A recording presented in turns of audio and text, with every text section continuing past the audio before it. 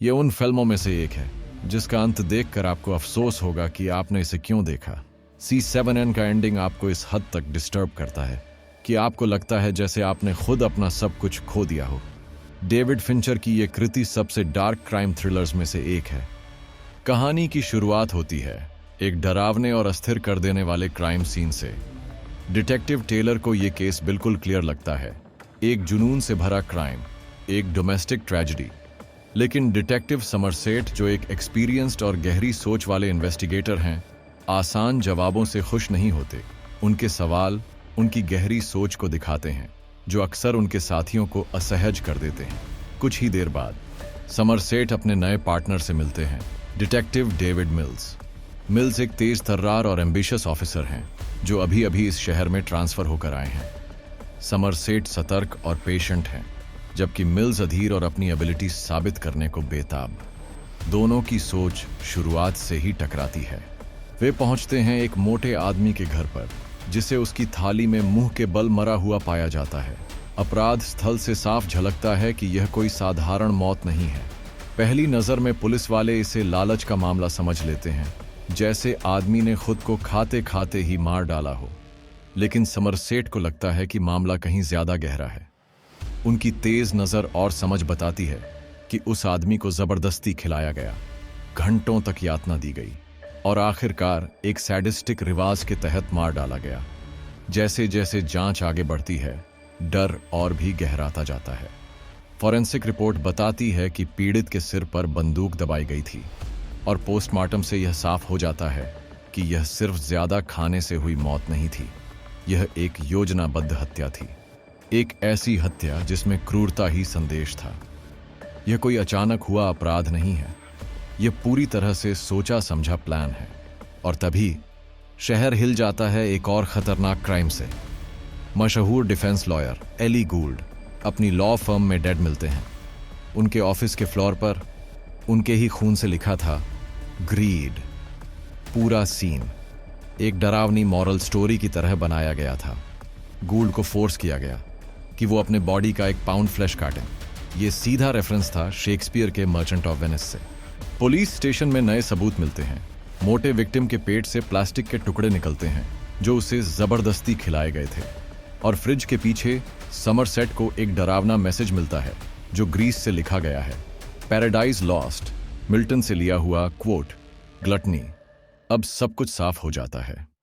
यह कोई बेकार हिंसा नहीं है, यह तो एक बड़ी प्लान की शुरुआत है। 7 डेडली सिंस के हिसाब से बिछाई गई एक चेस बोर्ड। जल्द ही समरसेट लाइब्रेरी में आंसर्स ढूंढते हैं। जहां बाकी लोग टाइम पास के लिए कार्ड्स खेल रहे होते हैं, वहीं वह डंटे, मिल्टन और चौसर जैसी किताबों में डूबे रहते हैं। यही किताबें हैं जिनसे किलर को इंस्पिरेशन मिल रही है। ये सिंपल मर्डर नहीं है, ये थिएटर है, पनिशमेंट है। इस बीच डिटेक्टिव मिल्स अपनी नई जिंदगी में एडजस्ट करने की कोशिश कर रहे हैं। उनकी वाइफ ट्रेसी समरसेट को डिनर पर इनवाइट करती है। घर की गर्माहट में हमें कॉन्ट्रास्ट दिखता है। मिल्स आशावादी लेकिन बेचैन, समरसेट थके हुए और निराश। डिनर हंसी मजाक से भरा है, लेकिन अंदर ही अंदर टेंशन मौजूद है। ट्रेसी महसूस करती है कि इस शहर का अंधेरा धीरे धीरे उनकी जिंदगी में घुस रहा है और समरसेट अब भी उस शैडो से पीछा नहीं छुड़ा पाए हैं जो उन्होंने अपनी पूरी जिंदगी में देखा है। समरसेट और मिल्स इन हत्याओं के मायने पर डिस्कशन करते हैं। समरसेट के लिए ये हत्याएं किसी पागलपन का खेल नहीं, बल्कि प्रीचिंग्स हैं, मिडिल एजेस की पनिशमेंट्स के सबक। लेकिन मिल्स के लिए ये बस एक सिक साइको आदमी की हरकत है। फिर भी दोनों एक बात मानते हैं, कातिल खून के जरिए अपना मैसेज दे रहा है। वे गूल्ड की वाइफ से मिलने जाते हैं, उम्मीद में कि कुछ आंसर्स मिलेंगे। शुरुआत में उसे फोटोज में कुछ खास नहीं दिखता, लेकिन अचानक उसकी नजर रुक जाती है एक पेंटिंग पर जो उलटी टंगी हुई थी। उसके पीछे इन्वेस्टिगेटर्स को मिलते हैं फिंगरप्रिंट्स, जिन्हें किलर ने जानबूझकर छोड़ा था। अब ये सिर्फ मर्डर नहीं था, ये एक पजल था और किलर खुद चाहता था कि उसे ढूंढा जाए। इन्वेस्टिगेशन तेज हो जाती है। आखिरकार मिल्स और समरसेट को एक क्लू मिलता है, वही फिंगरप्रिंट्स जो सीधा इशारा करते हैं एक आदमी की ओर, विक्टर। रिकॉर्ड्स में वो परफेक्ट सस्पेक्ट लगता है। मेंटल इलनेस का हिस्ट्री, ड्रग्स, चोरी और रेप अटेम्प्ट तक का केस। और उसका लॉयर वही ईलाई गूल्ड, वो डिफेंस अटॉर्नी जिसकी मर्डर ग्रीड सिन के तहत हुई थी। ये क्लूज स्ट्रांग लगते हैं। स्वॉट बुलाया जाता है और टीम रेड करती है विक्टर के टूटी फूटी अपार्टमेंट पर। लेकिन अंदर जो मिलता है सबको शॉक कर देता है। विक्टर को जिंदा रखा गया था, पूरे 1 साल तक बेड से बांधकर।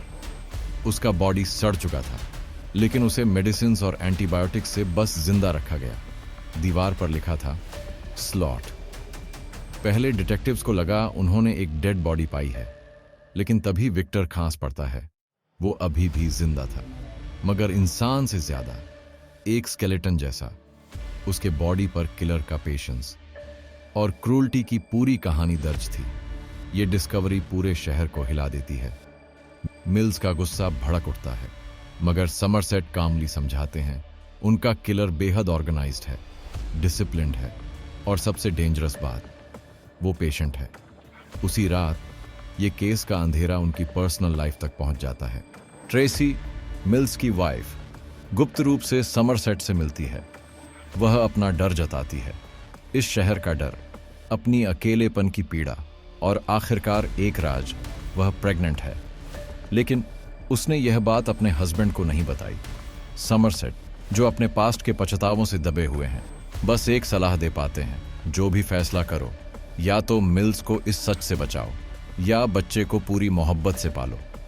अगले दिन डिटेक्टिव्स सुरागा जोड़ते हैं। विक्टर, जो सालों से अपंग था, फिर भी हर महीने रेंट भर रहा था। 1 साल तक चलती रही ये यातना, सबकी आंखों के सामने छुपी हुई।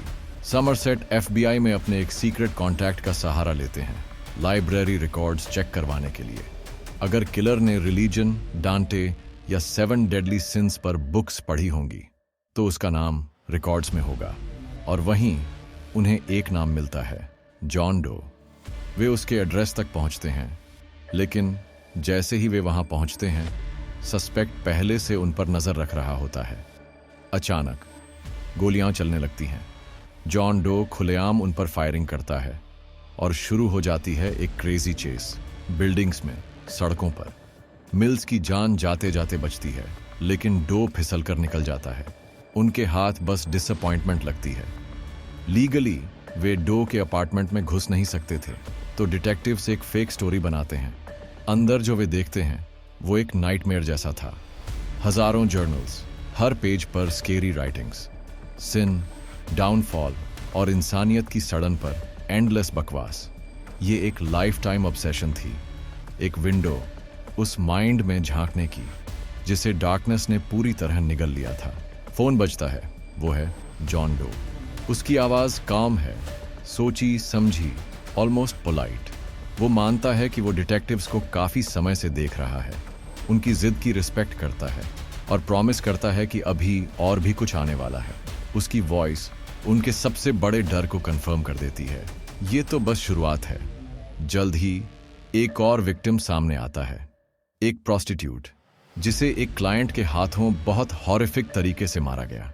जॉन डो ने उस आदमी को गन पॉइंट पर फोर्स किया और एक क्रूल डिवाइस से मौत का खेल रचाया।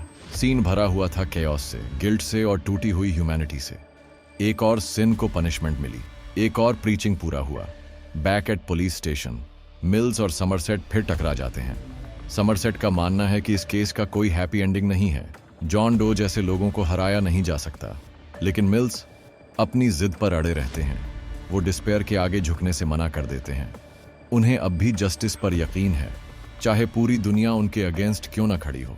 लेकिन डो हमेशा एक कदम आगे रहता है। जैसे जैसे इन्वेस्टिगेशन बढ़ती है, पूरा सिटी मानो उसकी पकड़ में आता जाता है। एक और बॉडी मिलती है, इस बार एक औरत, स्लीपिंग पिल्स से बेहाल। उसका फेस बुरी तरह बिगाड़ दिया गया था। जॉन डो ने उसे 2 ऑप्शंस दिए थे, हेल्प बुलाओ और पूरी जिंदगी इस रूइंड फेस के साथ जियो, या फिर अपनी लाइफ खत्म कर लो। उसने मौत चुनी। पहली बार समरसेट मान लेते हैं कि उन्हें यह केस पूरा देखना है। मिल्स उन्हें पार्टनर मान लेते हैं। केओस के बीच ट्रस्ट का एक लम्हा, लेकिन फिर सब कुछ बदल जाता है। पुलिस स्टेशन में एक नॉर्मल दिन के बीच जॉन डो खुद आ जाता है, खून से लथपथ मगर उतना ही काल्म। वो आवाज लगाता है, डिटेक्टिव मिल्स। और बस ऐसे ही वो आदमी जिसे वो कई दिनों से चेस कर रहे थे, जो हर क्राइम सीन के पीछे एक शैडो था, अब उनके सामने खड़ा है। पुलिस हरकत में आ जाती है, गन्स तान दी जाती हैं, ऑफिसर्स चिल्लाते हैं, नीचे झुको। दो बिना किसी रेजिस्टेंस के झुक जाता है, फेस जमीन पर, और लगभग मजाक उड़ाते हुए लॉयर मांगता है। स्टेशन में लौटकर धीरे धीरे सच सामने आता है। अब डिटेक्टिव्स को समझ आता है कि उन्हें कभी एक भी फिंगरप्रिंट क्यों नहीं मिला। डो ने अपने ही हाथों की स्किन काट डाली थी, अपनी आइडेंटिटी का हर निशान मिटाने के लिए।